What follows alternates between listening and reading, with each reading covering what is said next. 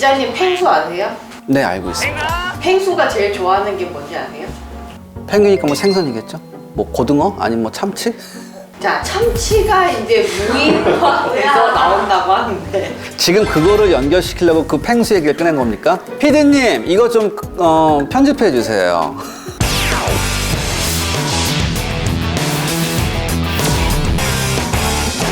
안녕하세요. 순상 밀톡 시간이 다시 돌아왔습니다.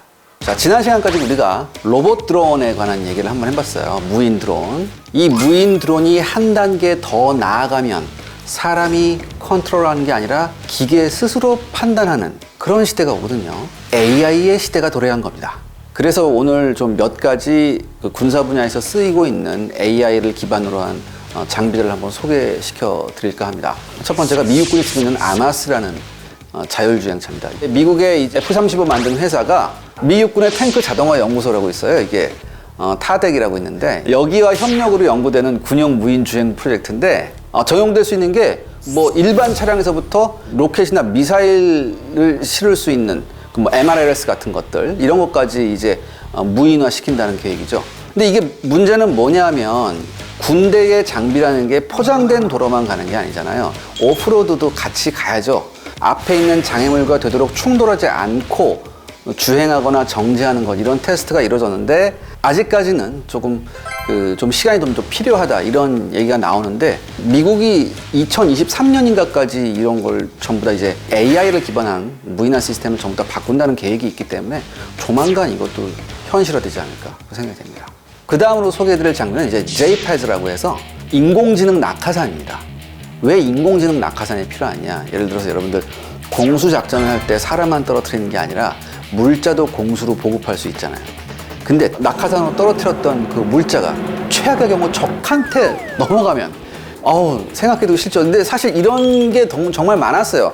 특히 2차 대전 때 연합군이 그 유럽 본토에 상륙하면서 정말 많은 이제 공수 보급 작전을 했습니다.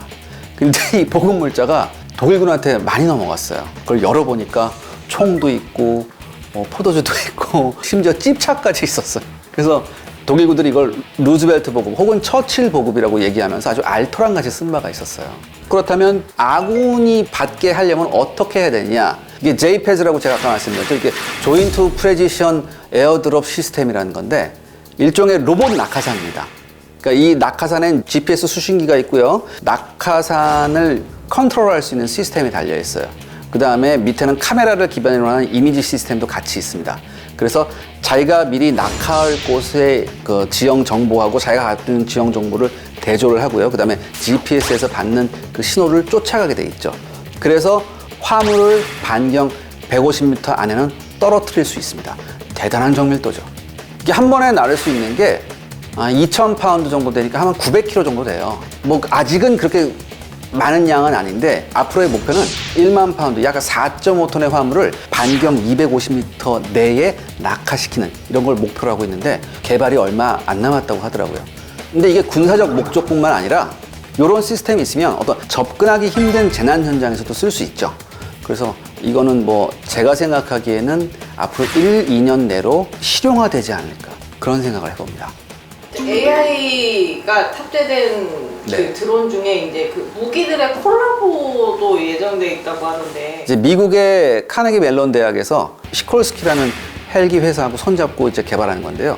무인 헬기하고 무인 차량을 연동시키는 기술이에요. 그러니까 예를 들어서 어딘가 차량을 투하해야 됩니다. 어딘가 차량을 보내야 되는데 만약에 그 지역이 방사능이나 위험한 화학물질, 생물학 무기 등등으로 오염되어 있는 지역이란 말이에요. 그러니까 뭐예요? 무인화된 헬기가 무인화된 자동차를 목표 지점까지 운송하는 이런 겁니다. 그리고 이 헬기는 차량이 작전이 끝난 다음엔 그 차량까지도 회수할 수 있는 시스템이 있습니다.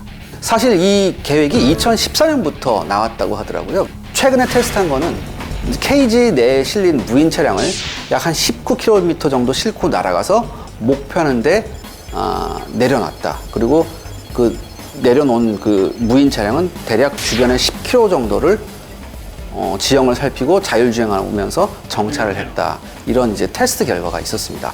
이 정도 테스트 결과가 나온다면 개발이 거의 완성 단계가 아닐까 그런 생각을 한번 해봅니다. 네, 그러면은 함정도 무인 자율 함정 이런 게 나올 수 있죠. 당연히 나오겠죠. 그래서 이게 또 미군 얘기를 해야 되는데 미 해군의 액티브라는 이 프로그램이 있습니다. 이제 미 해군하고 미 방위 고등 연구 계획국 보통 이제 나르파라고 하죠. 여기에서 이제 바다에 드론을 띄워서 적을 감시하고 공격하는 임무를 맡기려고 합니다. 지금 그 중에 하나가 제가 방금 말씀했던 액티브입니다. 실물 크기의 이미 프로토타입이 나와서 지금 테스트가 거의 끝나가고 있습니다. 미국 연안을 방어하는 건 지금 코스트 가드죠. 걔네들을 말로는 연안 경비대라고 하는데 웬만한 나라 해군보다 나아요. 무슨 경비대가 조기 경보기가 있나? 구축함도 있다. 경비대가. 그 구축함이 어뢰를 쏴요. 어뢰로 누구를 쏩니까? 왜 남미의 마약범들이 마약을 잠수함으로 배달하거든요. 그거를 이제 잡는 게 귀찮으니까 어뢰를 쏴버려 얘네가. 그러니까 그런 연안 경비의 임무 자체도 얘네가 조금 이 AI 무인 함정이 대신할 수 있고, 또 하나 미국이 가장 신경 쓰는 게 적성국의 잠수함이 미국 연안으로 접근하는 겁니다. 특히 연안뿐만 아니라 미국 해안 몇천 킬로 밖에서 탄도탄을 날릴 수도 있잖아요. 그러니까 물론 미국의 적성국에서 잠수함이 없어지면 미국의 공격 원잠이 막 추적을 하지만 이거의 네트워크를 뚫고 들어올 수 있는 애도 있단 말이죠. 그렇다면 이럴 때 가장 중요한 게 뭡니까? 바로 AI가 탑재된 무인 함정이죠. 이 함정을 쫙 뿌립니다. 얘네한텐 대잠 장비를 실어놨죠. 그래서 얘가 아주 촘촘하게 돌아다니면서 잠수함을 탐지하는 겁니다. 모의 실험이 이미 2014년에 성공적으로 진행이 되었고요. 지금은 인공지능을 사용해서 스스로 항로를 변경해서 이제 갈 수 있는 시스템까지 있습니다. 물고기를 닮은 것도 나온다고 하는데 네네. 이거 설명 좀 해주시죠. 이게 무인 수중선이에요. 보통 UUV라고 하죠. Unmanned Underwater Vehicle. 이걸 개발하기 위해서 Silent Nemo라는 프로젝트를 진행해 왔는데 거기에서 나온 그 최근 결과물이 바로 고스트 스위머라는 쉽게 말해서 로봇 물고기입니다. 물고기처럼 위장을 해가지고 정보 감시 및 정찰 임무에 투입하는 그런 장비입니다. 그러니까 보통 1.5m 내외의 길이고요. 중량은 한 45kg, 그 다음에 수심 90m까지 잠수 능력이 있습니다.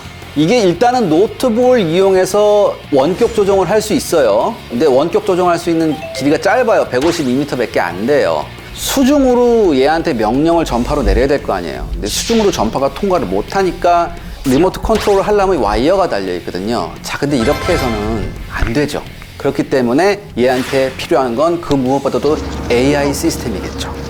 근데 이제 이 물속으로 가는 로봇 같은 경우는 조심하는 게 적 군함이 아니라 어선이에요.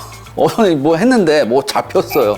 뭐 꺼내보니까 뭐야 이거 이럴 수 있잖아요. 그러니까 오히려 어선을 조심해야 된다고 하더라고요. 자, 마지막으로 소개해드릴 건 에코보이저라는 역시 보잉이 개발한 무인 잠수정입니다.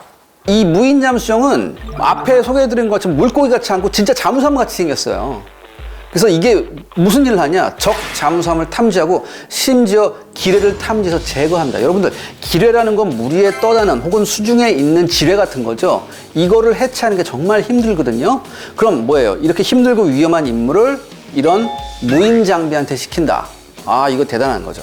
에코보이저는 무려 15.5m에 달하는 대형 이게 장비입니다. 무려 한 달간 장시간 작전이 가능합니다. 와, 여러분들 가끔 떠올라서 지금 자기 위치가 어디고 지금 무슨 임무를 수행했고 어떤 임무를 하달해달라고 서로 가끔 통신하는 거 외에는 계속 물속으로 갈 수가 있어요. 얘가. 지금은 기뢰 탐지나 제거, 그 다음에 적 잠수함에 대한 추적만 있는데 장기적으로는 여기에다가 어뢰를 탑재할 거라고 하더라고요. 그럼 뭐예요? 스스로 판단해서 공격하는 무인 잠수함이 나오는 겁니다. 전력 자산들이 네. AI 드론화 이렇게 될수록 해킹 기술이 오히려 나중에 전력 자산이 될 수도 있겠습니다. 네, 맞아요. 그래서 가장 중요한 게 이 무인 기술, AI 기술하고 같이 발전하는 게 뭡니까? 보안 기술이죠. 보안 기술에 있어서만큼은 우리나라도 세계 그 어떤 나라에 뒤지지 않는다고 얘기를 하더라고요. 제 아는 후배가 IT 쪽에 근무를 하는데 그렇게 얘기를 합니다. 물론 군사적에 적용되는 건 또 다른 얘기겠지만 우리도 좀 기본적인 체력이 있기 때문에 우리도 이런 무인 장비를 개발하게 된다면 뒤처지지 않고 균형을 맞출 수 있을 것 같아요. 제가 생각하기에.